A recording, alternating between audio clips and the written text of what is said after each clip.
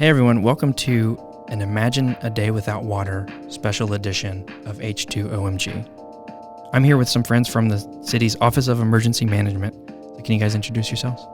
Sure, I'm Kristen O'Hare. I'm an emergency management officer.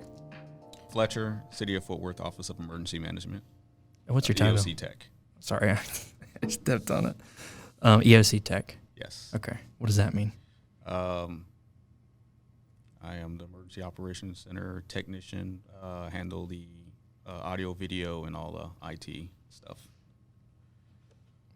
He makes sure all the radios are working, the computers are working. We're able to live stream anything that we need. We just yell his name. He's very good at what he does. Okay. Oh, thanks. So I know you guys have been really busy with the tornado that happened Sunday night. So thank you for taking the time to come in and talk to us. No problem. What have the past couple of days been like for you guys?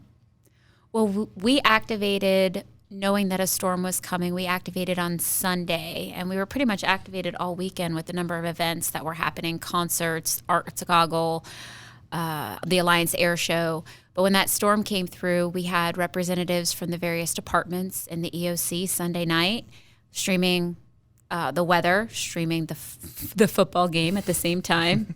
And when the storm passed through us in Tarrant County, we saw it developing over Dallas County. And so we didn't just pack up and go home. We waited because we thought our neighbors may need some help. And with 70,000 plus people just in Dallas County alone not having power right after that, and hospitals going without power, and we just wanted to make sure if they needed any resources that we could step in and help. Okay. So the three of us met at TEEX. We did. Can you tell us a little about what TEEX is? Okay, so TEEX, T-E-E-X, is an acronym for the Texas A&M Engineering Extension Service. Wow, it's a lot. But in January of 2018, the three of us went to what's called Disaster City, and we did, a 4-day course on incident management. And I think it was really cool because we got to play roles that we don't usually play. Fletcher, I played fire section chief for one. I know nothing about being a fire section chief. Yeah. Did you have any? Planning. I just made sure I stayed away from being a PIO. Yeah. So the task that nobody wanted was the PIO, the Public Information Officer, because they had to get up in front of everybody and do a news conference on video, and it was very nerve-wracking. And so I'm glad that none of us had to do that. None of us had to do it. And the scenarios we were given were insane. Yeah. A plane hitting a football stadium. Then there was the shelter after a tornado, flooding. And it was cool. It was about 50 people from the city of Fort Worth coming together. Yeah. And the best way that I can describe it is like space camp for adults, which I've been to. It was space campy. But it was awesome. I had a lot of fun. And you meet cool people. Yeah. Yeah. We didn't get to see too much of the disaster city, though. I wish that we could have. I know that there was a crashed train and like a rappelling thing. Yeah. Buildings for them to go through. And we had a request put through in the imaginary scenario of shoring equipment. And as fire section chief, it was my job to get that. But I have no idea what shoring equipment was.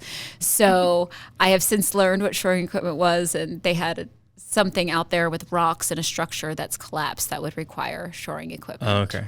I figured you remember a lot about this more than I do. Anyway. It's how I got introduced to this line of work, working in emergency operations. I was going to ask what got you both interested in working in this line of work.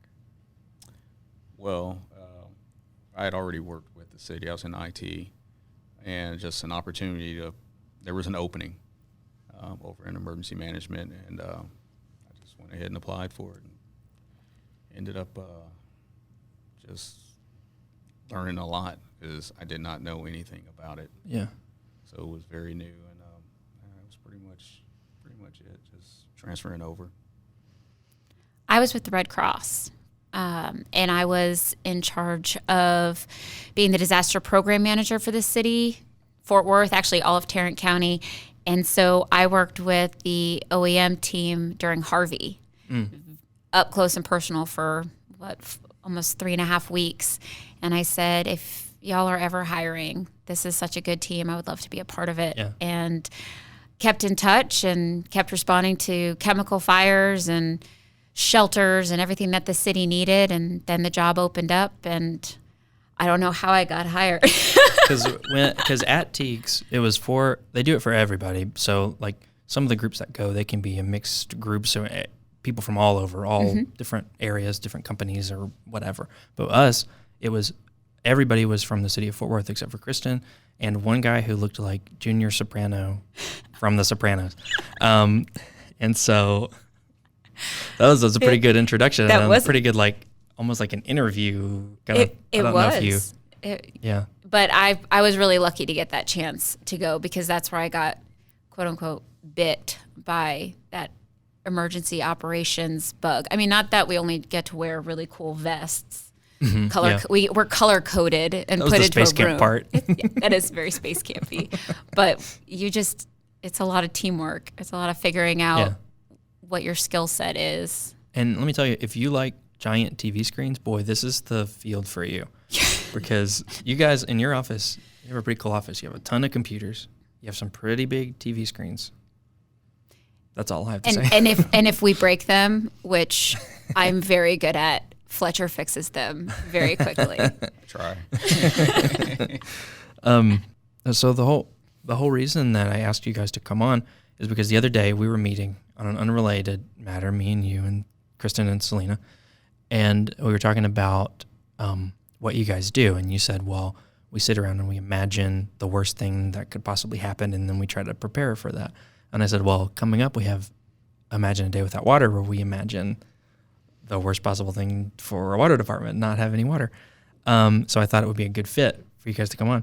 So that being said, can you imagine a day without water in Fort Worth? Unfortunately, yes, because we need to prepare for that. We need to think ahead. I try to tell people in explaining my job that we go to the worst possible place. And so, yes, in our brains, we are preparing for whatever could possibly happen. And losing water is one of those things. Mm-hmm. So on Imagine a Day Without Water, we don't usually get specific as to why we don't have water. We just imagine, what would it be like without it? But what are some of the events or disasters that could cause us to go without water? We could have infrastructure collapse, power outage, extreme weather, cyber attacks, contamination, vandalism, and fire. That's just to name a few that will keep you up at night. Yeah, pretty bad ones. What are some of the critical sectors that depend on water? Energy, food and agriculture, chemical, healthcare and public health, emergency services, and transportation. What are some of the emergency services that rely heavily on water? So if we look at emergency services, which is law enforcement, fire, emergency medical services, us at emergency management, public works, we're looking at fire protection, hazmat response, sheltering operations, hydrating those first responders and the victims. We have to take into consideration training exercises, sanitizing facilities, sanitizing rescue equipment, and then basic things like showers, cleaning, toilets. We rely on water a lot, and that's just one of those 6 sectors. Yeah. So emergencies and disasters can cause interruptions to water service in a variety of ways. What are some of the ways that our community can be prepared and be a little bit more resilient? Should that happen? Yeah. If we're looking at a small scale, not the large scale day without water entirely, but just a small scale incident that would compromise a water supply for a bit, we want to make sure that everyone has a 72-hour emergency preparedness kit, and that includes bottled water, not just a couple bottles of water, but we're talking about gallons of water. Make sure that you have those on hand. Make sure that you are subscribed to public alerts and notifications that will let you know there's a boil water notice in your community or that water is going to be shut down.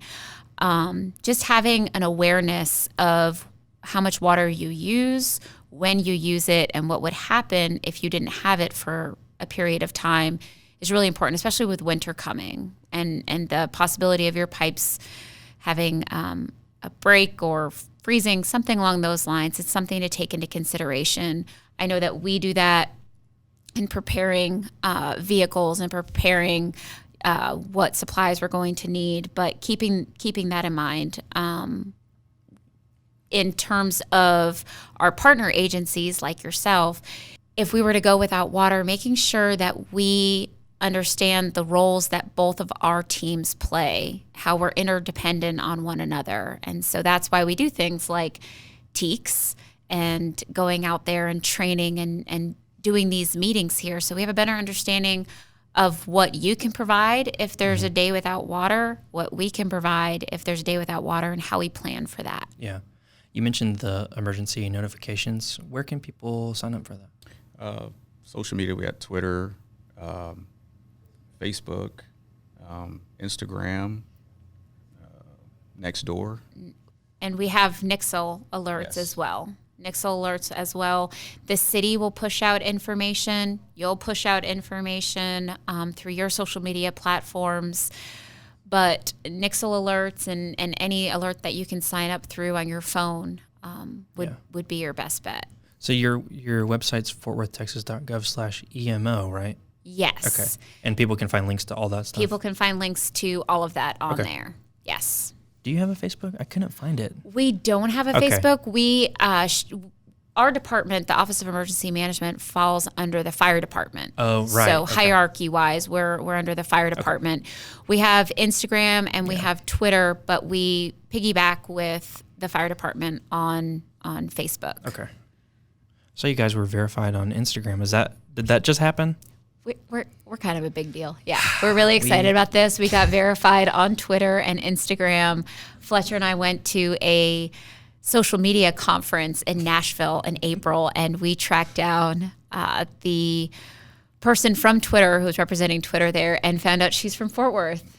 And we made friends, and we got that blue check mark. Really want you to introduce me, because we aren't verified on anything, and we just got notified that Facebook is taking away everyone's verifications. Well, you did give us these really awesome yellow podcast hats. We'll get a picture. That may be an incentive. See what we can do. If you can make that happen, I can get you a really awesome yellow podcast T-shirt too. So. Whoa. The T-shirts are a little less cautionary yellow and more like goldenrod. This is like wearing a yield sign. Yeah.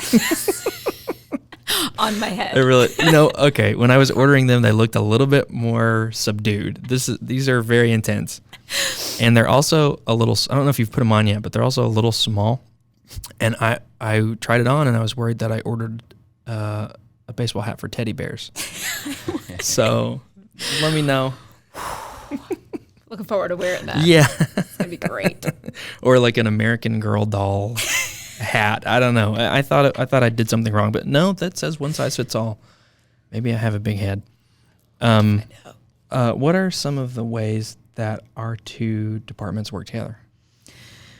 So, communication is key. You help disseminate information. We help disseminate information.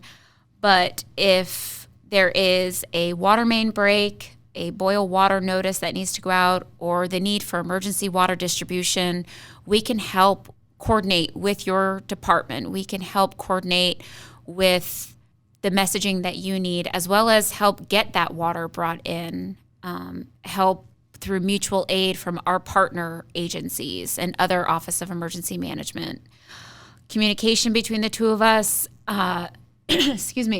knowing each other, making sure that we know where your facilities are. We have access to your facilities. On the flip side, you have access to our facility, getting into the Emergency Operations Center if we are activated and we need to have you in there. That's the thing about the Emergency Operations Center when we are activated, is having the important people who need to coordinate together and communicate with one another sitting around that room with those computers and those big screens, and making sure that we're not trying to dial a phone and get a hold of somebody. There's an actual person who can convey messages from the field into the EOC, and we help coordinate a response. So what I'm hearing is that I'm an important person. Yes. Okay, good. Yes. That's very what I thought. important. Hope you're listening, honey. Just a little jab at my wife. I usually try to call her out on every episode. Every episode? Yeah, but she's one of our only listeners. Got it. What did you guys go to school for? Fletcher, you want to take this one? IT. Yeah. Yeah. Me. Yeah. Fletcher stayed in his line of work. I definitely did not. I did not. I have a bachelor's in political science and history and a master's in museum management. Ooh, that's a cool master's. Okay. Yeah. That's nice. And I am an emergency management officer. Well, long listeners of the podcast, if you've listened to any other episode, you'll know that I went to school for art. So I have 2 art degrees. Here I am. But I made these hats. You made these hats, and So. you bring your creativity here. Mm-hmm. And we were talking before the podcast started, and we were doing sound check. I guess that's what you would call it. Fancy sound check. Dolly with these Parton mics. sound check.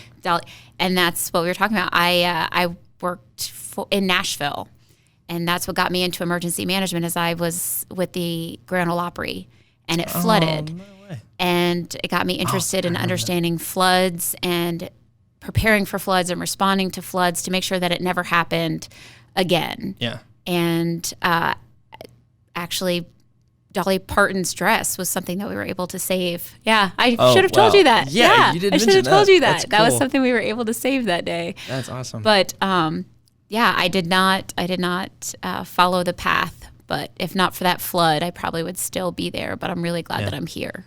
I just want to give a quick shout out to my friend Russ, who was stuck with me in my dorm. He lived in Nashville during the flood. And I don't remember what we did during the... We watched a lot of movies. Watched a lot of movies. Yeah, but we really were stuck in my parking lot because we were on a little hill, and the street outside was a river, and so my car was up, couldn't get out. So I thought I had more an interesting story. The only thing I have with that is there was a lot of water, and I'm doing a water podcast. So that's how I could tie that in. That's all I got. There was no drinking water. I mean, there was plenty of gross water. There was just no drinking water. I remember a lot of police standing around and yelling at people who were taking boats onto the streets. So that's all. What's your favorite disaster movie? They're just pointing at each other. He's pointing to me.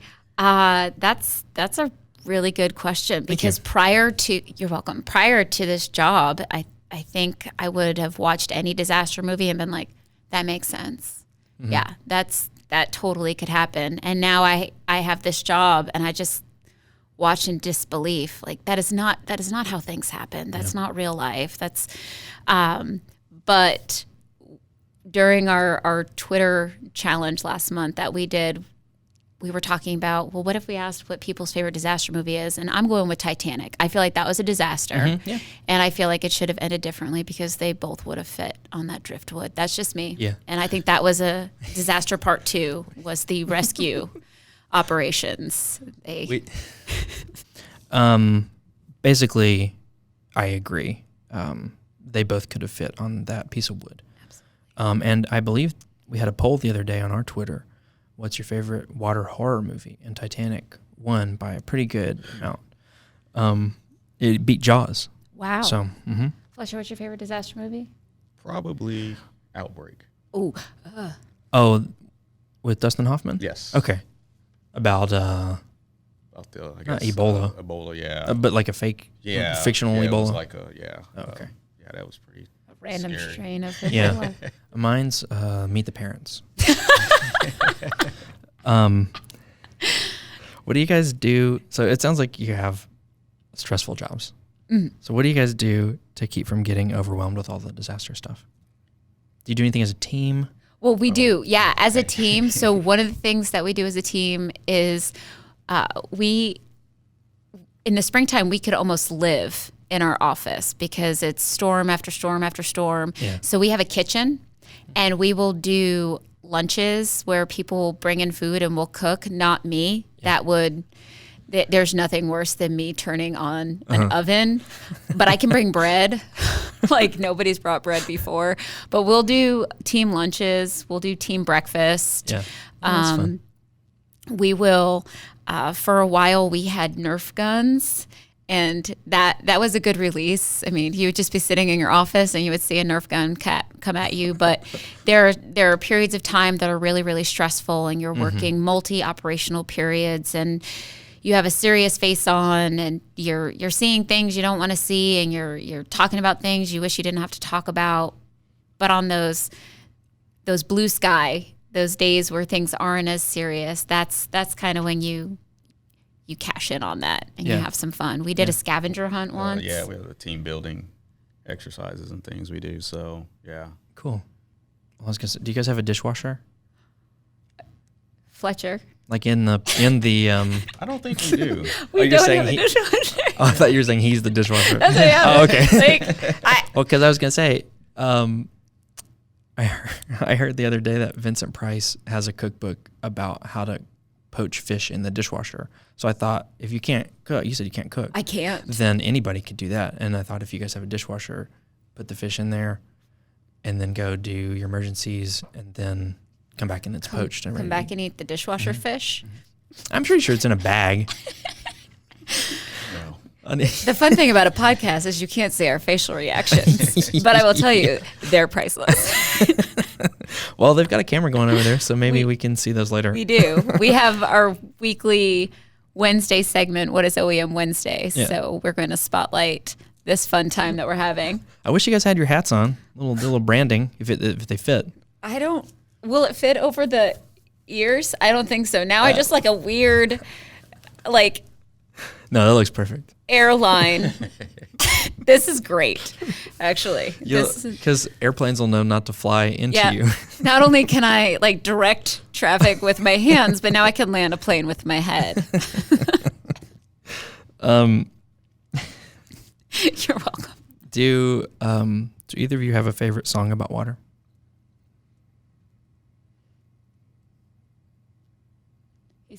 No. Fletcher is truly thinking right now. Like the wheels are turning. Yeah, I can hear head. them turning. Wow. I only know one. What do you got? No, Purple Rain. But Purple Rain. I'm a huge Keith Whitley fan, so I'm a fan of No Stranger to the Rain. Why are you looking at me like that? I don't know who that is. You don't know who Keith Whitley is? No. Oh, okay. really? What? You know, I'm just ripping. Is it a country singer? Yes. Oh, okay. Yeah. Well, you worked for the Grand Ole Opry, so. It's one of the greatest country singers of all time, in my opinion. I don't know. Put a little footnote next to this is Kristen's opinion, you know. But no, I'm No Stranger to the Rain. Okay. It's a really good song. I definitely know that song, but I just didn't know. Yeah, that's Keith Whitley. Okay. And did you think of one, Fletcher? No. What about water? That's it. That's all. That's all. We just have those two songs. That's all. Yeah, it's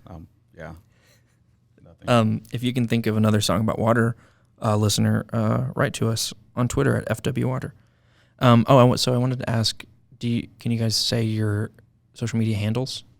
We talked a little bit about them, but where can people find you? Yeah, well, on Twitter we are at FWOEM, and on Instagram we are at Fort Worth OEM. Okay. And so you can find us. We have been voting in the polls. I don't know who your listeners are that aren't Team Penguin, but oh yeah, the Halloween. I'm Team Penguin. Yeah, I'm Team Penguin. But I was Team Jimmy Buffett, and he lost to somebody. Nice. And then I was Team David Bowie, and he got beat by a cup of water. I'm pretty sure. That's not original at all. No. We don't know what Fletcher is because he's still over there trying to figure out a song about water. Yeah. The wheels, like I'm starting to see smoke coming from this side. He's still thinking about a song about water. You have Creedence Clearwater. There's two Creedence Clearwater. Yeah. There's two of them. Who'll Stop the Rain and Have You Seen the Rain? Mm-hmm.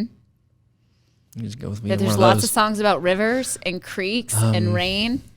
There's an entire country song about songs about rain. Listing all the songs about rain. We've got to work on your country. Got to work on that. Was that Alabama? Yeah, Tennessee River. Wow. Fletcher is officially given the correct answer. Very impressed. So that's all the questions that I had. But if you have time, I wanted to play a disaster game. Oh, gosh. Is that okay? Yeah. So I need to get 2 more people. So I'll be right back. Okay. This could go one of 2 ways. We're playing a disaster game. It's going to be my dating life. You watch this. 2 more people? Well, 1 more person? 1. Michelle went somewhere, so sorry, Michelle. So I haven't told them what we're doing yet. Yeah, But I just told them we're playing a disaster game. So we have a cauldron of witch's brew. Make sure we can see that on the... Oh, can you move the... There we go. I got the hand... We're going to need the hand sanitizer, though, so you guys want to pass that around. Okay. Because Oh. I don't know if you knew this, but Skittles has a Halloween-themed that's called Zombie Skittles. And the zombie Skittles look like regular Skittles, but they taste really gross. So I was just going to... Yay. Everybody was going to grab one out of the cauldron, just taste it, and see if you get the gross one. Okay. All right. Hopefully one of us will, but hopefully it's not me. Can you hear me now? Yeah. Do we Game know, of chance. like, what some sample I'll flavors are? let's go over what the good what do we flavors got? are. So we have mummified melon. That's the light green one. The purple one is chilling black cherry. Okay, the blue one is boogeyman blackberry. The orange one is petrifying citrus punch. And the red one is blood red berry. And then, of course, any of those could be the rotten zombie flavor. So, Okay. open this All right. up. All right. Is everybody sanitized? We are Pass it sanitized. to, Yeah. pass it to me, too. Oh, sorry. I'm the one with all the germs. Yeah, don't share your germs. I'm fine now. I got this. My game face is on. Yeah. I'm going to pour these into the cauldron. It really is a culture. Smells like Skittles. Okay, so I'll pass it around. All right. Who wants to go first? I'll You go go. first. Yeah, sure. So do you want us to eat it right away, or are we eating them all at Yeah, once? let's eat it right away. Tell us which Okay, one. this is a red. This is a red. That's one? supposed. That's either. That's purple. That's blood red berry. Hopefully. Okay. Is that purple? I don't know. It's It- like a. It's. I don't know. It's like a mix. These How'd colors you don't find in match. out? between brown. Okay, here we go. That's supposed to be red. What do you think? Is it blood red berry or is it rotten? It's not bad. Okay, So then it's probably. I think it's. Okay, Yeah. who's I think next? that All one right, was good. Fletcher. No whammies, no whammies, no whammies. Oh, that's an. What do you think? Not bad. No, okay. You were kind of making a little face, and I was. Thought you got I'm zombied. just going to pull one. You got a green one there. That is definitely a melon Great. flavor. That's mummified melon, so I'm gonna be the one probably. I got a blue one. No, it's boogeyman blueberry. All right. Okay, so we made it around Yeah. without getting the gross one. Mm-hmm. Yeah. Now, who just wants to stick their hand in and grab a pile and see Right. what happens? And see what happens.